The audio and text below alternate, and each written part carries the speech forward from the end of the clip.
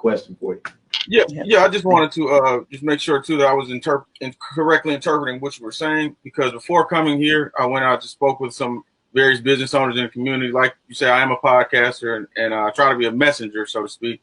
And some of the concerns that they had were what you just addressed, was that they were concerned that there was the passing of the holiday may have been kind of a symbolic or a substitution type of thing, which you addressed. But just to clarify, what you're saying is the passing of Juneteenth as a federal holiday is not a substitute, but a benchmark on the way to further legislation, including things like HR 40, which has some of the financial elements that will directly impact the Black community.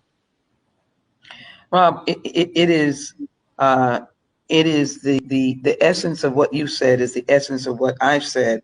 But let me be clear. No one should diminish the significance of a federal holiday occurring after 38 years, the last one being the birthday of Dr. Martin Luther King. No one should diminish what can be done with a federal holiday in terms of racial equity and race in the United States of America, and what can be done in terms of building a young generation of understanding and never walking away that America held slaves and that slavery was brutal.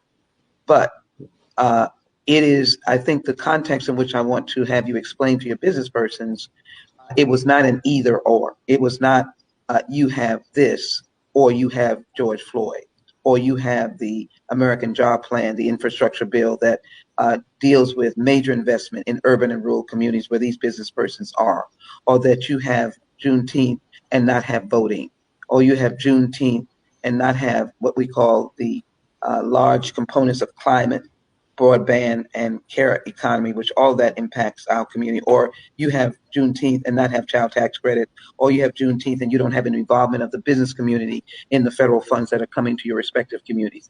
Absolutely not. That is not a substitute, but it should not be diminished for what it does stand for. And it's a big deal when you get a federal holiday because it's money. It's money when people are off. Ultimately, we expect that corporations will be given that day off. That means people will be off. That's money. You're getting a paid holiday. And we hope it'll trickle down to the essential workers.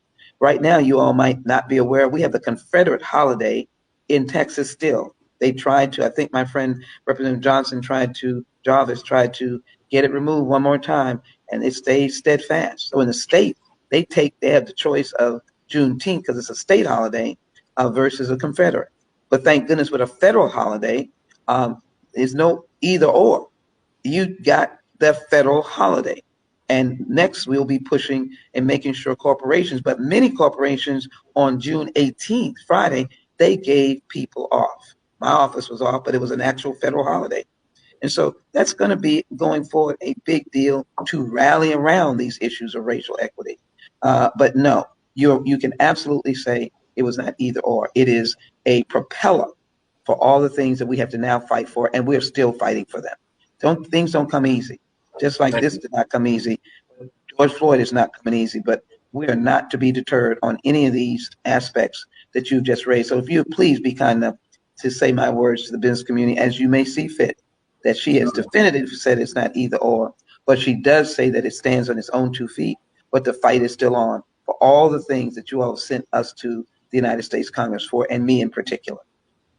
Thank you, Congresswoman, for the answer. Sam, do you have a quick question, or otherwise I know the Congresswoman needs to get back to doing the people's business? Oh,